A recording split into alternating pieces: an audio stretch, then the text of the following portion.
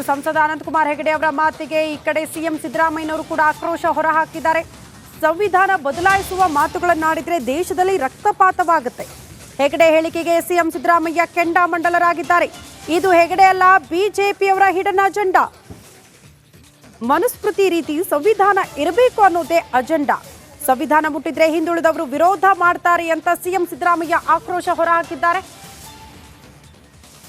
ಅನಂತಕುಮಾರ್ ಹೆಗಡೆಯವರು ಇದು ಮೊದಲನೇ ಸಲ ಅಲ್ಲ, ಹಿಂದೆ ಮಂತ್ರಿಯಾಗಿದ್ದವರು ಕೂಡ ಹೇಳಿದ್ದಾರೆ. ಯಾರ ಕಾಲದಲ್ಲಿ ಮಂತ್ರಿ ಆಗಿದ್ದದ್ದು? ನರೇಂದ್ರ ಮೋದಿಯವರ ಕಾಲದಲ್ಲಿ ಮಂತ್ರಿಯಾಗಿದ್ದರು. ನರೇಂದ್ರ ಮೋದಿಯವರು ಅವರನ್ನು ಮಂತ್ರಿಮಂಡಲದಿಂದ ಬಿಡೋದಾಗಲಿ, ಅವ್ರ ಮೇಲೆ ಶಿಸ್ತಿನ ಕ್ರಮ ಆಗಲಿ ತಗೊಳ್ಳಿಲ್ಲ. ಇದು ಬಿ ಜೆ ಪಿಯವರ ಹಿಡನ್ ಅಜೆಂಡಾ.